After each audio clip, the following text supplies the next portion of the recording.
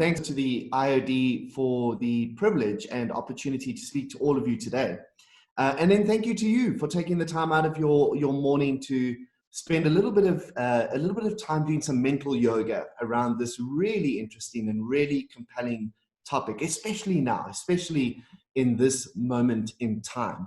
I want to start our discussion with a question, and it's a question I've been thinking about for a very long time, right? And part of the reason I've been thinking about it is because I started a business in 2006, a business called Cerebra, that was specifically designed to help corporations navigate the rapidly changing world of social media and to use social media to communicate more effectively with their customers and with their employees. And that question is, what does a digital business look like? Right? This is a term we all use regularly. We want to be a digital business. We want to position ourselves for digital competitive advantage. We want to digitally transform. I've attended conferences and boardroom meetings and facilitations where we talk about Uberizing or Airbnb-ing our organization or our products or our services. But what does that mean? What does it mean to be a digital business? And if we can come up with a good definition for what a digital business is, should we try and be that? Is there a compelling case to mimic or copy those patterns? And lastly, if we decide that we do want to be a digital business, how do we do that? So this is essentially the content of the program that we run and that we ran with the IOD before. As Vicky rightly mentioned, there's a lot of content in it. So we're going to try and squeeze that into a half an hour. But as she said, if there are questions or comments, or if you'd like more information, or you'd like to further the conversation, please feel free to reach out and we'll do that from there. So this is a digital business, right? Amazon is arguably one of the most digitally disruptive businesses of our era, right? Of this digital era. It's a business that has consumed industries, competitors, and redefined how we think about retail, and specifically online retail in North America and wider than that, right? Now, Amazon recently investigated or experimented with opening a number of bricks and mortar stores, like this Amazon Go store in San Francisco. Does that mean, in Seattle, does that mean if they're opening bricks and mortar stores that they're no longer a digital business, right? What makes Amazon digital? Is it that they're purely online? Is it that they print less paper than a traditional industrial age organization? Is it that they have better software, better tools? If we just upgrade all of our staff's laptops and cell phones, does that mean that we are digitally transformed? No. You and I know that's not what it means, right? You and I know that there's much more to this idea of being digitally transformed than, I guess, sometimes vendors or consultants pretend it is. It's not about buying a new set of software. It's not about buying new hardware. There's something else going on here. And I want to figure out what it is with you today. Now, we've been in the midst of a time of unprecedented change, as you well know, right? And this meme went around early on in the middle of lockdown and said, who led the digital transformation of your company? Is it your CEO, your CTO, or COVID-19? And for many organizations, and in no way, shape, or form wanting to diminish the human tragedy of this moment in time and the impact that it's had on so many businesses and individuals, we have seen organizations having to adapt at a rate that we never dreamed possible before. Some of those organizations have done so brilliantly. Some of them have really struggled, right? Some of them who you would have expected to do brilliantly in a moment like this have done really poorly. And other organizations who we might have expected to be decimated by this changing landscape have pivoted rapidly into a whole new space and done exceptionally well. What makes an organization adaptable? What is that propensity to change that is so critical to organizations that have shown us in this moment and in other moments that they are able to pivot, able to adapt so rapidly to unexpected changes in the environment? So let me tell you this, it's not how big they are, right? It's not how much money they have. It's not how many employees they have. It's not how much market share they have, right? It's not brand dominance. right? And just like in nature, just like when we see animals adapting to environmental shifts, we have a theory that explains this, the theory of evolution.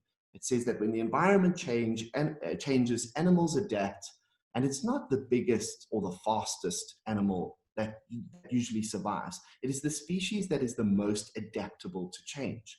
The same is true for businesses. It's not the biggest, it's not the strongest, it's not the fastest. It's the organization that is the most adaptable to change. Does that mean that it's the organization that changes the most? No, no. Those are not the same things. Being adaptable as an organization doesn't mean you're always changing. It means when the moment comes to respond to change, you're ready. When that moment comes, you can coalesce, you can collaborate, you can move quickly, you can make decisions, information flows quickly. There's leadership, there's direction, there's cultural commitment, right? A cultural commitment to adapting to change. I think that is what we mean when we say we want to be a digital business. I think that when we say we want to be a digital organization, that we want to digitally transform, I think what we're saying is that we want to be adaptable to a rapidly changing environment. We want to be ready to respond to any eventuality, right? But I hear this word digital transformation being used not just by customers, but also by the industry and the press. And as I mentioned before, vendors and consultants, and almost everybody seems to have a different definition for it, right?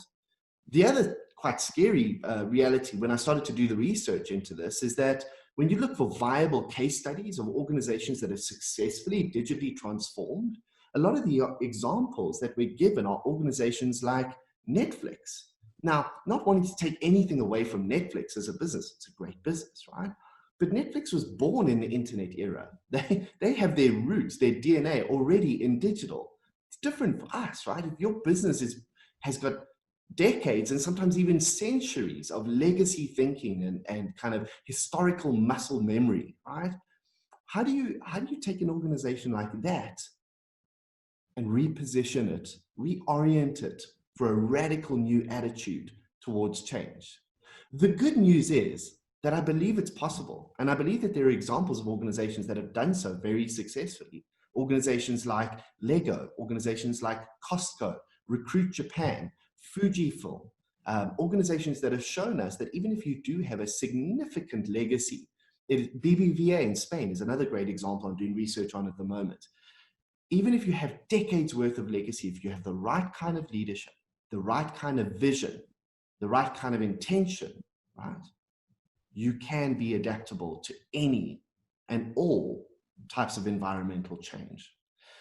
So I just wanted to skip forward. For us to have a decent conversation around digital transformation, we first have to define what we really mean by digital, right?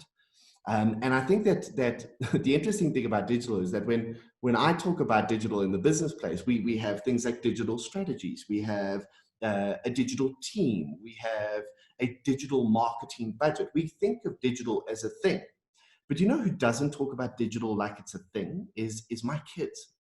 They don't talk about digital devices or a digital television. It's devices or TV or digital. For so many young people who are digital natives, is literally the air they breathe. It's the water that they swim in. It's only for us, slightly older people, who talk about digital like it's a separate thing, right? And this is one of the mistakes we make in organizations, is that we believe that we can buy this thing or acquire this thing or bolt it onto our existing business, rather than making digital a value, a priority at the highest level of our organization, an executive strategic imperative. How do we do that, right? So I think that when we think about what digital is, it's three things, right? So let's clear the buzz and the hype out of the way. The first thing I think we mean when we say digital is hardware, stuff, devices, like the laptop that I'm looking into right now. That is, it's digital. There's no argument about it. There's nothing about it that's analog. There is a significant difference between my laptop and a typewriter, right, from the 60s or 70s. It is digital, but my laptop and my cell phone are useless. Okay, are useless. They're basically paperweights, right? unless I have software on top of them that make them useful. All right. So digital is hardware and software, the software that makes that hardware accessible, useful, interesting, and meaningful. But there's a third thing to digital, and this is probably the most important one, right? The third thing that happens when we combine hardware with software is that we create experiences, solutions, and products that were impossible to conceive of years ago, even a couple of years ago, never mind decades ago, right? And I've put a couple of examples of that on the screen right now, right? Amazon, Uber, and Airbnb as examples of experiences, are digital solutions that were indistinguishable from magic a couple of years ago, right? The idea that I could walk into a stranger's house in a strange country and sleep in their bed overnight is the stuff of fairy tales, right? That I could stand at a street corner and press a button on my phone and have a stranger arrive in a car. I mean, my dad literally advised me not to do that when I was a kid. I'd never climb into the car with a stranger. Now I have an app for that, right? That dynamic, that purely digital experience that couldn't be replicated with any analog alternative. That's what I think we mean when we say digital. But then what do we mean when we say transformation, right? Because this is a word that can also be interpreted multiple ways. I read recently that Forbes magazine reported that over 70% of digital transformation projects and initiatives are failing in corporations. That's a scary number, 70%, right? And the reason they are failing is because they are projects, right? If I say to you, you know what, at the beginning of lockdown, I set out to do a personal physical body transformation. I'm going to get super fit, I'm going to lose weight, and I'm going to get ready to run a marathon or whatever it might be, and I want to look completely different afterwards, right? That would take a significant commitment. I'd have to get the right equipment, I'd have to change my habits and behavior, I'd have to shift that activity up in my priority list. I'd have to make time for it, right? I'd have to have a long-term plan and vision for what I wanted to achieve. And let's say, for example, I got to the end of lockdown and suddenly looked and felt completely different and was completely fit. And I say to you, I have transformed. This is amazing, right? I'm going to stop now. You would say, oh, if you go back to eating the same things and not exercising and not prioritizing your health, you're going to return back to the form you were in before, right? There might be some fundamental differences, but principally, transformation is not a limited time frame activity. Principally, transformation implies a complete and radical shift in the way we think about what we do and what's important to us and how we deliver value, right? And this applies whether we're talking about digital transformation or cultural transformation or economic transformation or any transformation. It doesn't work if it's just a project. It doesn't work if it's one person's responsibility in a steer code. It has to be the preoccupation of the most influential leaders in the business. And if it isn't, we're really going to struggle. We're really going to battle, right? So if that's what digital transformation is, then a lot of what we talk about when we say digital transformation isn't, okay? And that's a scary thought, because you might be sitting there going, I'm not sure that's the kind of organization I'm in. I don't know if we have that kind of priority or that kind of long-term vision or that kind of leadership. What do we do?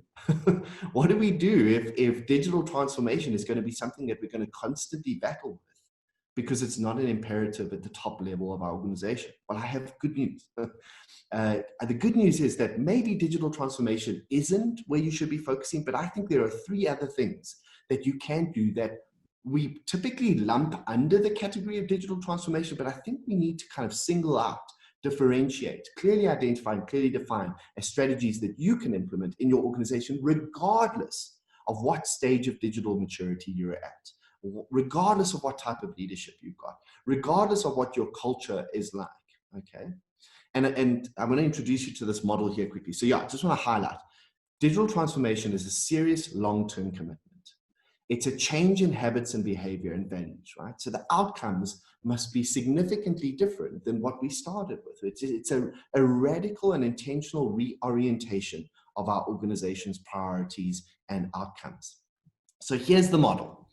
The model implies that there are two things that are primary considerations, right, when you think about what type of strategy you want to use to adapt to changes in your customers' behavior because of digital advancements, changes in the environment or in the competitive landscape because of new innovations in AI or blockchain or IoT or whatever it might be. And also internal changes in the business, right? Like we often think about digital transformation as only being a response to what happens outside of our organization, but very often digital transformation is about further empowering or better empowering or enabling our employees to be as productive and as fulfilled and happy as humanly possible, right? We must remember that when the rate of change outside of an organization exceeds the rate of change inside of an organization, it's like a pebble stuck in a hosepipe, right? It causes pressure and friction, and that pressure and friction causes pain, and that pain is often the incentive behind really poor decision making. And a lot of the decision making I see, even in the biggest, most sensible, most normally conservative organizations that I've dealt with, corporations that employ tens of thousands of people and have billions of rands of revenue, is often very emotional when it comes to this space, because it's born out of the wrong type of motivate, the wrong type. It's born out of fear, right? Like fear of missing out or fear of being irrelevant. Sometimes it's born out of envy, which is even worse, right? Our competitors have a new ERP, so we must get a new ERP. That's not a good decision, right? That's not, I mean, I used to have customers who would come to us and say, we want to be on Twitter. And I'd say, that's great. It's good for you to have a presence on social media. And they would say, we want our CEO to be on Twitter because Michael Jordan's on Twitter. And I would be like, okay, is your CEO on Twitter right now? They'd say, no. I said, well, let's not do that because it's going to go wrong. I'm going to tell you another example now about clients that would wrestle with the same thing. But I think there are two very key questions that every organization needs to ask if they're going to be intentional about the spectrum of digital transformation. The first one is, what is the level of threat we perceive our business to be under right now?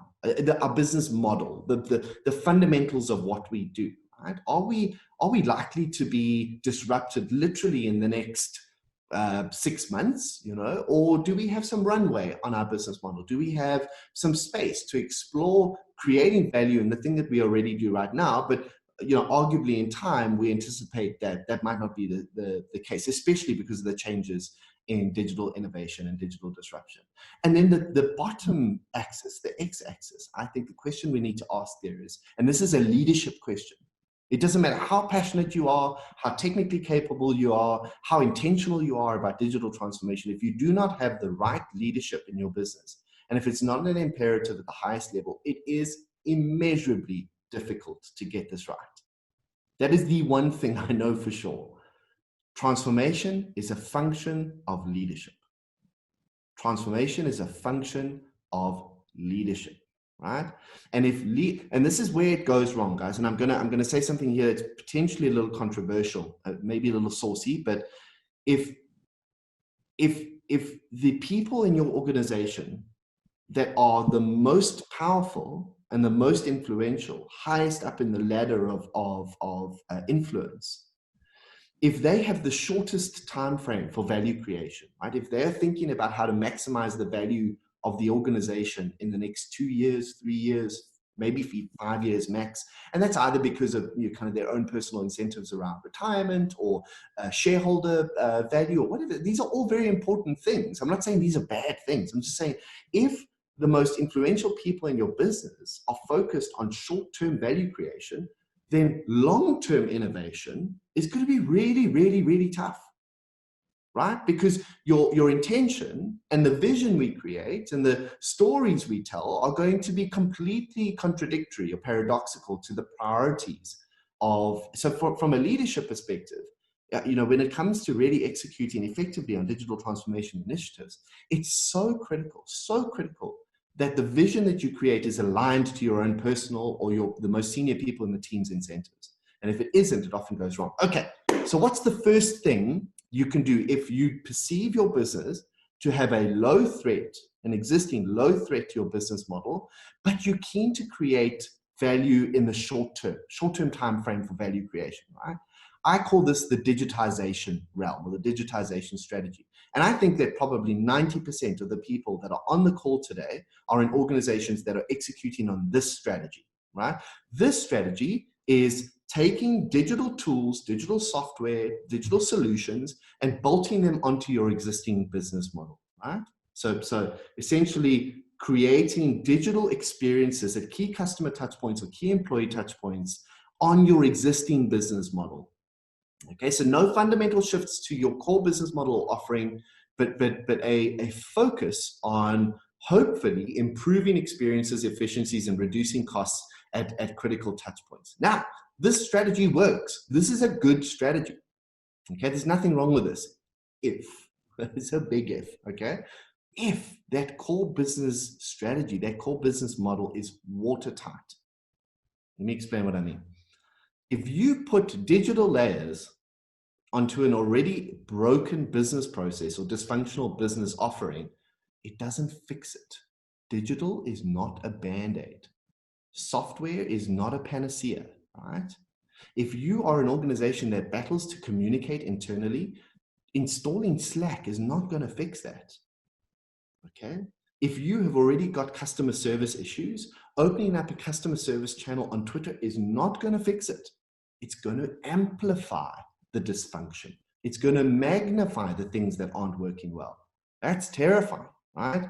But we do this so often. We think, and again, I'm going, I tend to want to put some of the blame here on vendors or consultants, because they're incentivized to sell you the solution as a kind of a catch-all fix for all of the problems that you've got in your business, but it very seldom happens, right? So software technology is never in and of itself a differentiator or a strategic advantage unless you literally created the software in your business. Otherwise, it's just an enabler. And it either enables you to do the job that you're already doing much better, or it amplifies the parts that you're not doing well. I had a client that came to us one day and said, people are complaining about us because of Twitter. I said, they're not complaining about you because of Twitter. They're complaining about you because you did a terrible job. They just happen to choose Twitter to do that. It's not Twitter, it's you. It's you. Okay, cool. All right. So the second strategy that I think applies if you've got a longer time frame for value creation and a low threat to your business model is digital transformation. The difference between this and the previous example is that this is an inside-out reorienting of the organization for adaptability and resilience and responding to change. Okay, it's not about, and I'm gonna reiterate this because I think this is really important. It's not about changing all the time. It's not about scattering all over the place to follow whatever new innovation or new technology appears. It's not that. It's building the capability in your organization to respond when you need to respond. Right? And the current pandemic and lockdown is a classic example of a moment in time where we all needed to respond. And the organizations that responded, I'm going to repeat it again. We're not the biggest, we're not the fastest, we're not the strongest, we're not the smartest. It was those that were most ready to adapt to change. How do you get ready to adapt to change? It's a function of leadership and it's a function of culture. Okay, cool. Now, what happens if there's a high threat, high level of threat to your existing business model, the top end of the model here, the top end of the quadrant, right? But you've got a short time frame for value creation. Now, there's some really interesting examples here of organizations that have decided not to change their existing business model, or not necessarily to innovate dramatically on their core business offering, but have looked to create value in an adjacent sector or to acquire a competitor or a startup that is really doing some interesting stuff in a new technological frontier, right? Like an example here that I love is a business that you'll all be familiar with, Fujifilm. Right, so Fujifilm and Kodak were the preeminent, dominant players in celluloid film production and processing for decades, right? And they really dominated for a very long time. And it's difficult to go to any digital transformation workshop or presentation these days and not hear about Kodak and Kodak's failures as a business to respond to change. But I don't think we should be talking about Kodak, right? Let's forget Kodak. They failed. Let's look at Fujifilm because they succeeded. Now, Fujifilm, first of all, realized that their core business offering had to change. They had to shift towards digital imagery, and they did that with, kind of with aplomb, and developed a whole new range of really exciting devices that continue to compete and do very well. But even there, I think they recognized that the time, for you and I, or ordinary people who aren't professional photographers, that our camera is different from our sort of mobile device, that might change, right? So we might get to the point where those digital imaging devices are not separate; they're part of the same device. And they have very cleverly pivoted into a very surprising and completely innovative new space. Fujifilm, I don't know if you know this, produce a line of beauty products, right? So they knew that key to the film processing industry was collagen and antioxidants, and they had multiple supplier relationships and factory setup and production lines and so on. They were like, well, what else can we do with this? If we're not producing or developing celluloid film anymore, what can we do? Well, what do we know about? What experience, resources, or differentiators do we already have in our business?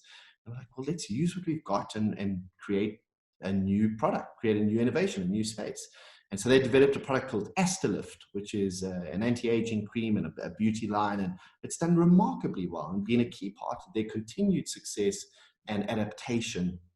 Again, let's not talk about Kodak. Let's talk about Fujifilm, because we can learn with what they've done and the levels of innovation that they've explored. So this is, digital innovation is no radical change to your core business model, but exploring value creation in a new frontier or in an adjacent sector. And then there's a fourth strategy. And this strategy is called self-disruption. What do I mean by self-disruption? Right? So self-disruption is, and I want you to kind of imagine this with me for a moment. I want you to imagine that there is a room of people somewhere in the world. And this room of people is highly talented, very motivated, unencumbered by legacy thinking or the successes of our past or whatever, or the way we've always done things, all corporate bureaucracy for that matter. And they are trying to come up with a business that will be a competitor to your business. Not just a competitor, but that will fundamentally disrupt your business, your industry. There is a room of people somewhere that is trying to create the Airbnb for your industry or the Uber for your industry.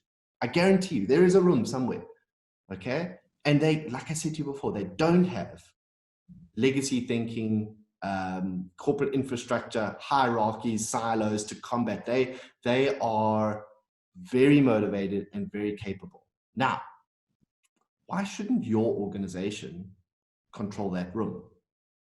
Why are you not developing that room? Why are you not taking the best experts within your business, the most progressive thinkers, the most remarkable talent, and saying, come up with the thing, the product, the solution or service that will ultimately cannibalize our own business? It requires, to do this effectively, requires an enormous amount of humility, an enormous amount of kind of introspection and critical thought, a recognition that no organization is too big to fail and that no organization is immune to change, and saying, well, let's rather use our very best talent to develop the business, to develop the organization that will ultimately cannibalize our own value proposition. This is a tough strategy. This is very bold, but we've seen examples of this. We've seen examples of this here in South Africa, in sub-Saharan Africa. We've seen Naspers, who has owned the MultiChoice and DStv brands and done very well out of them for a very long time, recognizing that the landscape was changing dramatically, recognizing that a competitor in the form of Netflix was going to land on our shores soon, and building a product called Showmax. Showmax was specifically designed to cannibalize DStv premium subscriptions, specifically designed to take that revenue stream that had been a cash cow for very many years and put it in, because they would rather their own product steal revenue or steal customers or steal market share than a competitor do so, right? And these strategies are very bold, as I said before, require an enormous amount of discipline, but key to any self-disruption strategy, any self-disruption play is it has to sit outside of the organization. You cannot disrupt or innovate from within your four walls, because there will always be a paradox between the priorities of the existing business and the priorities of the new business or the new startup or the innovative new thing. It's the same reason why Discovery has launched a bank outside of its existing offering and not in the middle of the health business, right? Literally, physically outside, okay? So, digitalization, digital transformation, digital innovation, and self-disruption. I believe that these are four viable strategies for organizations of any level of digital maturity, or for leaders of any level of time frame priority, right? Who have any length of vision for value creation. And I think that it's possible for any organization, regardless of your legacy, regardless of your complexity, to adapt to a rapidly changing environment. What you need is consistency, you need communication, you need a clear vision, you need clear intention. And what you don't need is promises that, whether it be from your own leadership, from vendors, or from consultants, that aren't reasonably and viably replicable in an organization of your size, scale, or scope. It's been a great pleasure speaking to you. Thank you so much for your attention. And I think we can jump straight into Q&A. Vicky? Thanks, Mike. I mean, knowing the full spectrum of what you discussed, I think you did very well trying to fit that all into 30 minutes. And that last slide of yours is definitely one of my favorite slides from your actual full course, because it really does highlight the different regions or aspects where the business is. And I know we can even identify, where we sit in, and sometimes you might actually be sitting in the middle. I think we're doing, if I look at our business, we're doing a little bit of digitization, innovation, and transformation. So we're kind of sitting in the middle, but it's now about focusing around where do we actually want to go, and where do we see the business in the next, 5 to 10 years. Certainly. If there's, I see there's one hand raised at the moment, but if anyone else would like to raise a question, please raise your hand, and please pop through some questions on our Q&A. We don't have a lot at the moment. So Mike, I don't know if you want to maybe start with some of the questions that are there. Yeah, let's do that. Selani. There's a great question here from Celiani, and I think this is a concern that all of us have when we start thinking about the impact of artificial intelligence and automation on any business, right? The assumption always is that if computers can replicate some of what we can do, or some of what our colleagues can do, that will be an immediate threat to our jobs and our livelihoods. Now, in part, that's true. I'm not even going to, I can't dress that up. There is some part of the automation agenda that is going to threaten the jobs or jobs that are deemed to be more manual or menial, right? But I think that what we've seen over and over again in history, and I think what we're continuing to see now, is anytime a new technology is introduced, whether it be the steam engine or the combustion engine or electricity or the printing press and the industrial age, there's always going to be an existential threat to what we deem to be normal and what we deem to be critical to industry right now. But human beings and businesses and the organizations that we form show a remarkable propensity for evolution and adaptation. And I do think that a lot of the jobs that we consider to be critically important and fundamental to our economies today might look very different in 5 to 10 years' time. And I happen to be a bit of a kind of automation and AI optimist, in that I think that our evolution is happening together rather than apart, right? That we're not fighting against automation and AI. We need to work with it as much as humanly possible to create shared value, to create new types of experiences, and hopefully to create more value. But I do want to acknowledge, of course, that there is a very real concern, especially in developing economies, around what that could mean for job creation. I hope that answered the question sufficiently. John, I see you've asked a little bit about a digital organization in South Africa and why we should consider following its example. So it's a really great question, because a lot of the corporations that I deal with have have parts of their businesses, business units that seem to show a higher propensity for adapting to change than others.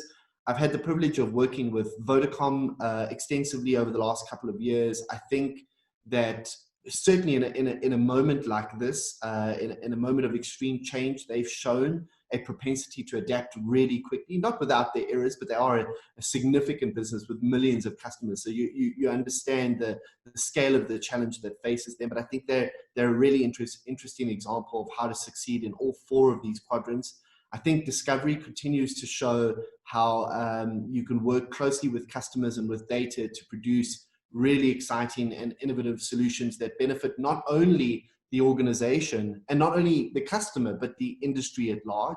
Again, not without its faults. But then I think there are a lot of smaller, I mean, one of my favorite businesses to work with is a business called Net Florist. Really a standout competitor in the e-commerce space in South Africa, one of the few profitable e-commerce businesses in South Africa. And if you think about Net Florist going into lockdown, that should have decimated that business, right? Because flowers and gifts weren't deemed, customized gowns, not essential services at the beginning of lockdown, right? This is a business that relies almost entirely on gifting to survive. And yet within 2 days, within 48 hours, they had pivoted into fresh fruit and veg delivery and signed deals with Macro and other retailers to be a distribution and fulfillment partner to them. That kind of pivoting, that kind of adaptation can only be done with an organization that is intrinsically digital at its core, ready for change. So let's see what else we've got.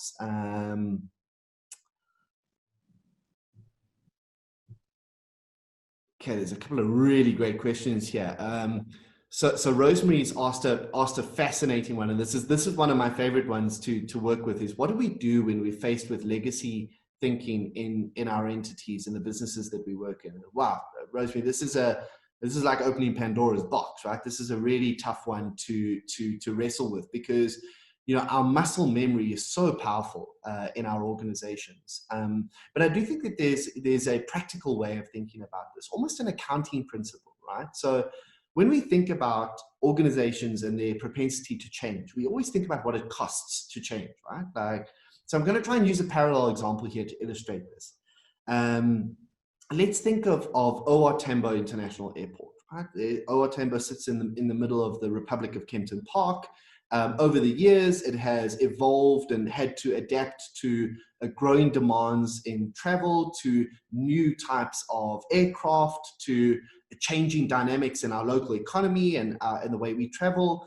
But it isn't the most efficient airport. It certainly has its problems, and it costs a lot of money to maintain. It costs a lot of money. It's not necessarily energy efficient or environmentally efficient. You would argue that if you built OR Tambo today from scratch, you would probably design it very differently to the way it's designed right now. It might look remarkably different, right? And that question, how would we build our business if we built it today? What would it look like if we built it today?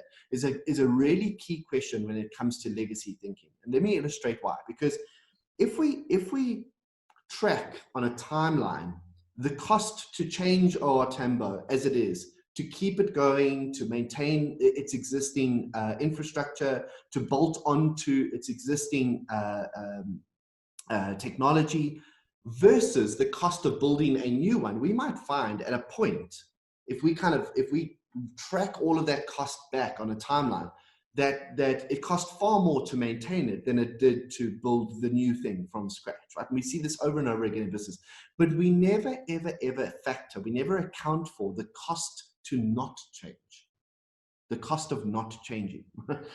We never think about that. We never think about what is the opportunity cost of not changing.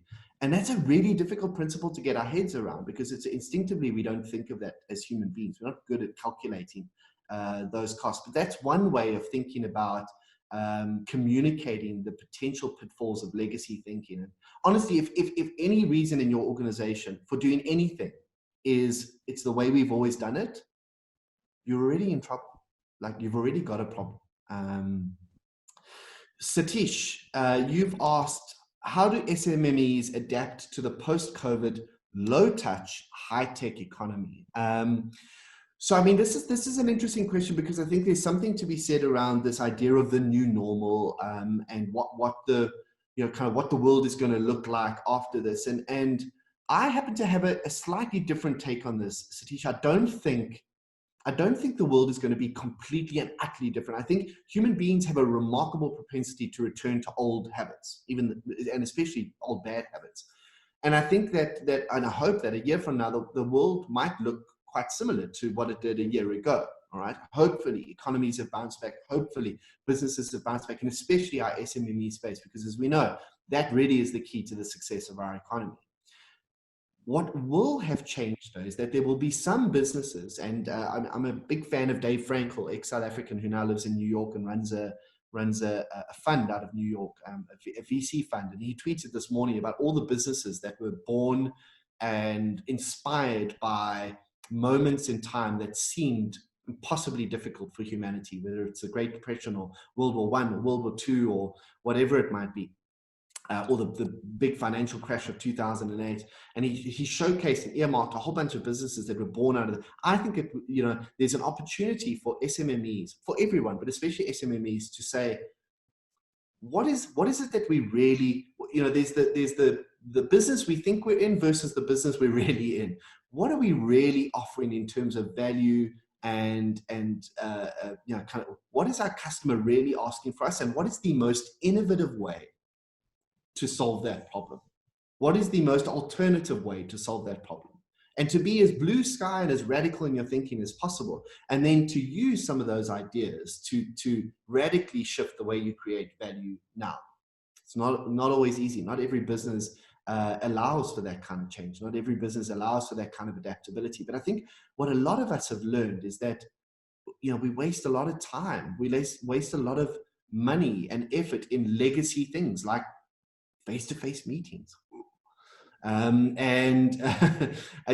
ability to recreate some of the things that we used to think were absolutely, maybe we can drop our overheads, because maybe we don't need all of our people to be in the office all of the time.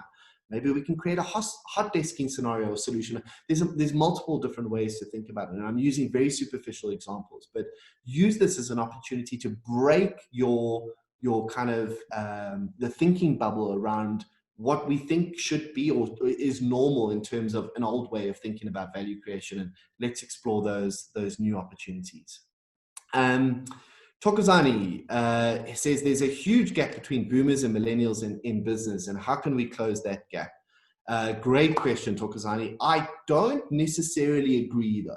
Okay, so again, maybe a saucy take, but I've mentioned very little in this presentation about actual technology, about the technology itself. I think that you can be technologically relatively inept as a leader and still make adaptability a priority for your organization. I don't think you have to be a coder to think about change. I don't think those are the same things, right? So you're going to have some people in your organization that are going to be naturally digitally or technologically inclined, that are going to have been brought up in a digital era, and others that have had to struggle over the years to adapt. I'm not a technological person. I spend my life struggling with technology and trying to get the damn printer to work and whatever else. But it's not necessarily about how good you are with printers. That's not what we're talking about.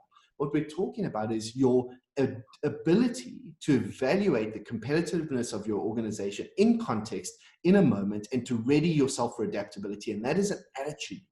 It's an attitude towards change that would have existed if we were at the turn of the 20th century, in the 1900s, in industrial age England, and wrestling with factories that were building electric motors rather than steam turbines for the first time. We would have had the same conversation back then. So it's not necessarily about old versus young or boomer versus millennial. The priorities might be different, but that's more, I think, about our timelines for value creation. Boomers might be thinking, I've got 5 or 10 years still to create value out of this, my career and my business. You're thinking about, how do I create, I'm making an assumption that you're a younger person, but you might be thinking, how do I create value for the next generation of people, for the next 20, I want this business to be around forever, right? We all want our businesses to be around forever. We don't all act like it. We don't all make decisions like that, but we all, principally want that to be the case. Let's have a look here around. Apami, you asked a question around digital skills on boards. I want to make it. This is kind of linked to the previous question. I want to make a differentiation between digital skills and digital literacy. For me, digital skills is being able to edit a WordPress site or being able to, kind of set up a server. Those are all great things. I don't think you need those a lot. What we do need on boards is digital literacy. We need people to at least have a fundamental understanding of what we mean by digital transformation or AI. I find that I sit on boards or in discussions with people around the boardroom table where this guy's using the word IoT and this person's using the word AI and this person's talking about fourth industrial revolution, and they all mean the same thing, which is like nothing. It's just like a catch-all term for all the things we must do, all the digital. There's not a good enough excuse for us. If you ask me, is financial literacy important at a board level? Yes. Imagine being a board level executive director and not being able to read financial statements, right? That would be embarrassing, right? You don't have to be an accountant, right? You don't have to be an expert in pastel, but you absolutely need to know what you're doing when you look at that document. And that's the difference, I think, between the two. I think digital literacy is critical. That's what I care about. I care deeply about digital literacy. There are other people who are really good at developing digital skills. There's a question here from David around, hey, great question. Thank you, David, for the compliment. How to digitize a business that services lower LSM income groups where the digital divide is a challenge? I'd actually argue, David, that, South Africa is South Africa, and I think Southern Africa is a really remarkable example of a country where we've, in some ways, leapfrogged certain technological divides in other regions or geographies. Our mobile penetration and mobile usage is extraordinary. We've seen the successes of tools like M-Pesa, in Southern Africa as ways to kind of completely redefine money markets and the flow and facilitation of transactions. I don't know if certainly we have a digital divide in terms of access, access to broadband, access to data. Data is criminally expensive still in South Africa. And if you talk about stimulus for economies, like I can't wait to see what will start to happen to our economies when we make broadband access, legitimate 5G access, accessible to people in lower income groups, because that's really how it's basically like opening up a world of possibility to those individuals. So I really think that there's a huge opportunity there, but I don't think there's a digital divide in terms of like capability or understanding. There's a digital divide in terms of access. I'm going to have a look for... There's a lot of good questions, Mike. Cool. Nice. There's gold here. And I mean, I'm not going to get to all of them now, but what I potentially would like to do is with Vicky and the team, if we don't get to everything right now, is we maybe record a separate video where I answer these and then we can pop those out separately, or we can even do it on a mail of sorts. There's just so many magnificent questions here. Byron, you asked a really good question around what's the difference between digitization and digitalization. Again, much like digital transformation, they are shaky little terms that are often interpreted in different ways. I use the term digitization. If I'm honest, I probably should use the word digitalization. And in newer presentations and in some of the manuscripts that I'm working on, I'm shifting towards that. Digitization is literally taking a document that's analog and making it digital, or making a process that's analog and making it. Digitalization is introducing digital components into existing business processes or systems or infrastructure, so that you point out a valid inconsistency in my definitions there. And yeah, I'm using them interchangeably right now and probably shouldn't. So yeah, I'll shift towards digitalization there. Mike, I'm going to try and see. I've got Ntokozo that's had a hand up for a while. Oh, so I'm yes. not sure if she's got a question that you'd like to ask. So Ntokozo, if you can, I'm going to allow you to speak, and if you can unmute your mic. Okay, I see now there's others raising their hands. No, they've disappeared. So Ntokozo, if you can please unmute your mic, and then you can ask a question if you do have one, because you've had your hand raised for quite some time.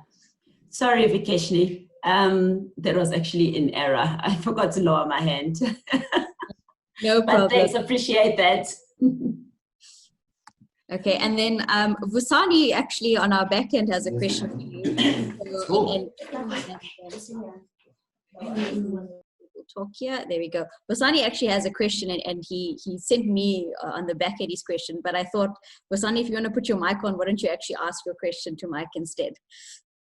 Hi there, Mike. Great presentation, by the way. Thanks. So, Mike, I just wanted to ask, you spoke about boomers for a second there. And my question was, if businesses are really, they really need to transform digitally, why do you think so many organizations are struggling to get going with business change? Is it because most of the, is it because leadership is just with the boomers right now? I mean, between like 70 to 90% of leadership in the whole world is actually still with boomers.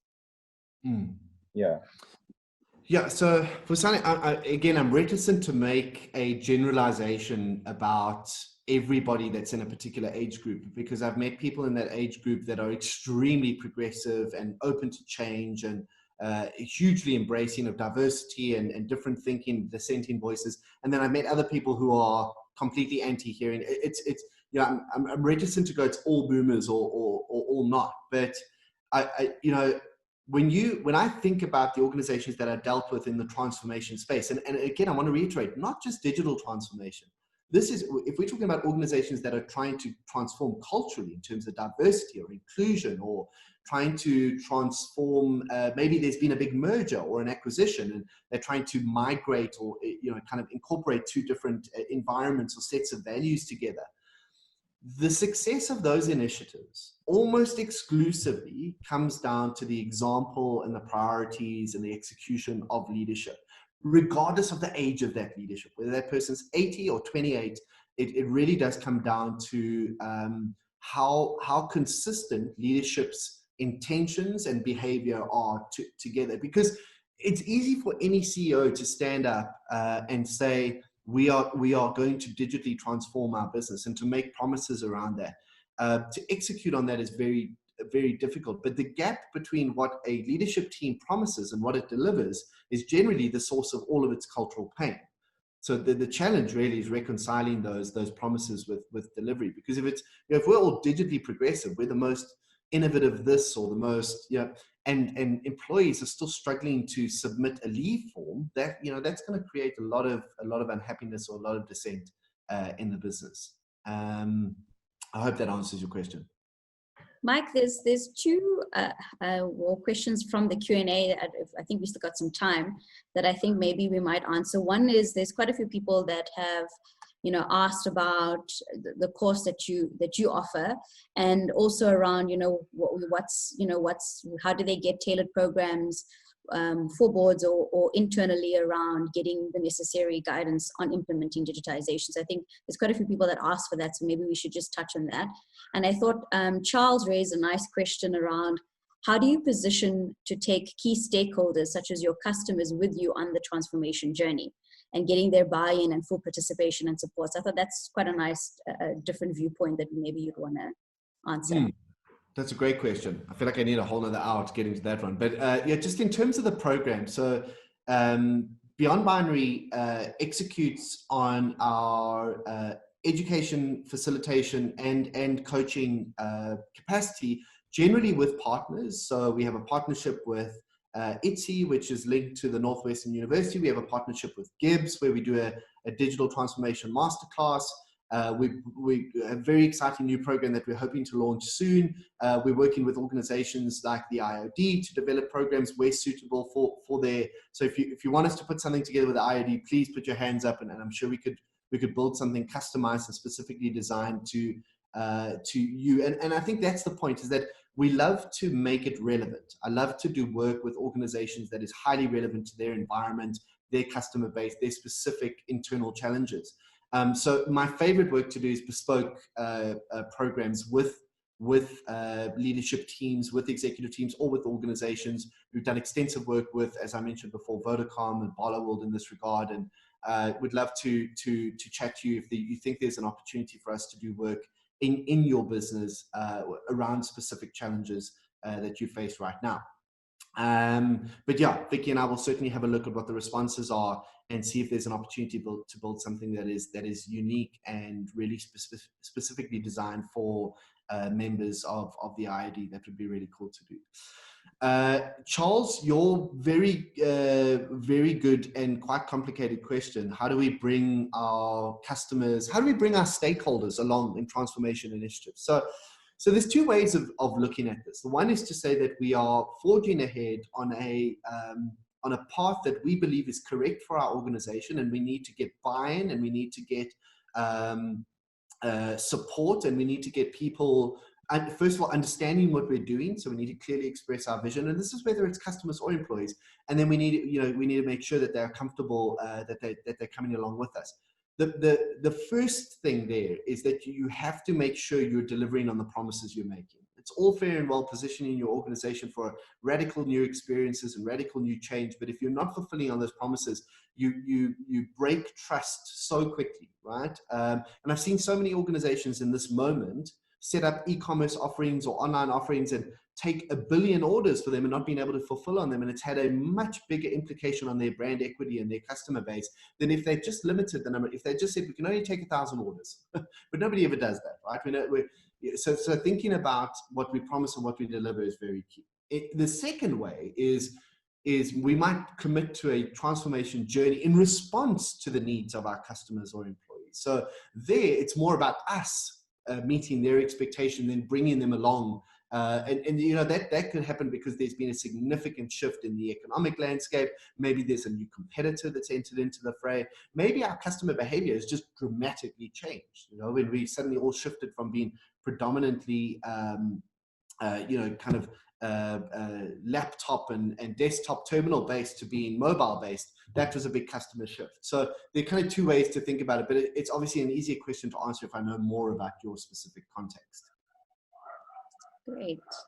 Mike, I think we'll end there. Like you said, we'll go through the questions that were posed and we'll see how we can potentially either do an FAQ or a manner in which we can answer some of the questions that were raised. Mike, I mean, from my side and from the comments that I've seen that's been coming through both on the Q&A and the chat box, I believe that attendees today really enjoyed the session. It looks like everyone really appreciated the fresh look and approach that you brought to the table today. And also the fact, I think for me, the key here is, and as someone mentioned in the Q&A, it's not about being an IT buff or a techie, but it's about just having that core or at least foundational literacy to understand what it is that we're dealing with, so that you at least ask the right questions, or you know where to investigate and what to actually look for when these things are put to the table or on the agenda of the board or even at Exco level. So thank you so much for driving, I think, that in, and I think if everyone at least takes that away from this morning, it's something gained and something to look at. So everybody, thank you. Mike's details are also here, so you can contact him via LinkedIn or Twitter. You will get all of the slides and the recording of the video will go up, so everyone will have this available. I think please do share it with your boards. I think it's a really good introductory session to at least get the topic started. And potentially at least opens, I think, the possibility of actually having board strats, I think, on this actual topic, and actually delve deeper into some of these elements when you're looking at now potentially re-strategizing some of your businesses. So Mike, thank you very much once again. Thank you to all our members for attending and supporting our Boardroom Bites at 9 sessions. Please do complete our satisfaction survey, and I will see everybody again next week, same time. Thanks.